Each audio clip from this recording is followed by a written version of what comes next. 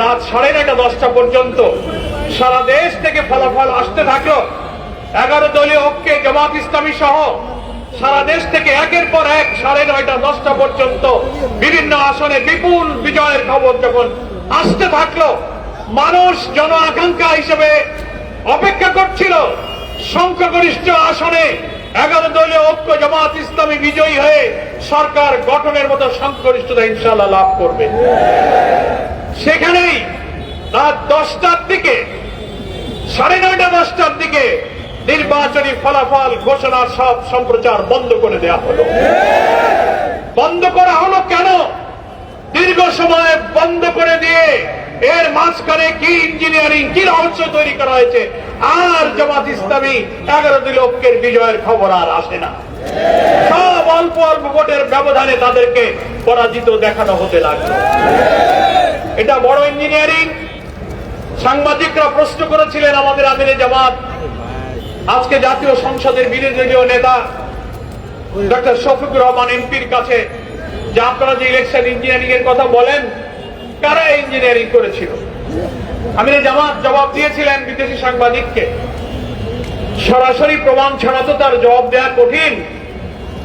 তবে অতীতে দেখা যায় যারা এই অপরাধ করে, যারা কারচুপি ইঞ্জিনিয়ারিং এ জড়িত থাকে, কোনো না কোনো ভাবে ওই যে আমি কলা খাইনি একটা গল্প আছে না, তাদের মুখ থেকেই একসময় বেরিয়ে যাবে।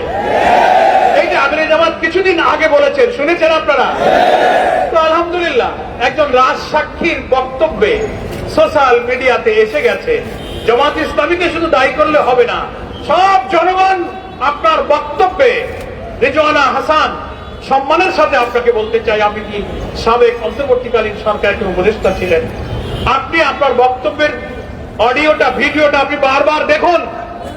আপনি কি বলেছেন? আপনি তার প্রতিবাদ এবং চারিদিকে যখন বিক্ষুব্ধ সমালোচনা, অভিযোগ, তদন্তের দাবি উঠল, আপনি সেটাকে ব্যাখ্যা দিতে চেষ্টা করেছেন সোশ্যাল মিডিয়াতে, যে না আমি এটা কোন রাজনৈতিক দলকে মিন করিনি, আমি উগ্রবাদদেরকে মিন করেছি।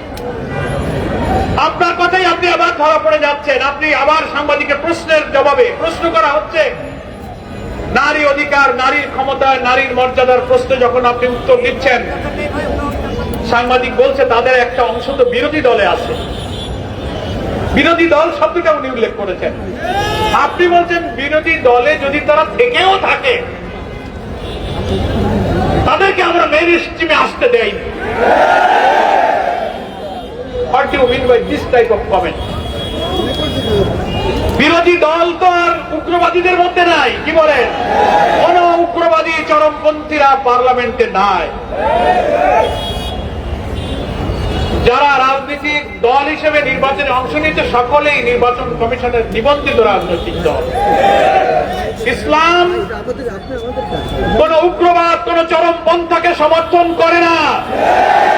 আপনি সাক্ষাৎকারে মিন করতে চেয়েছেন ইসলামী রাজনীতি যারা করে, নারীর ক্ষমতায়ন, মর্যাদার ব্যাপারে আপনি তাদেরকে দোষী করতে চেয়েছেন যে তারা সে অধিকার চায় না। না, বরং আপনারা নারীবাদী হওয়ার দাবি করে যা বলেন, তার চেয়ে হাজারো লক্ষ গুণ নারীর মর্যাদা ইসলাম দিয়েছে।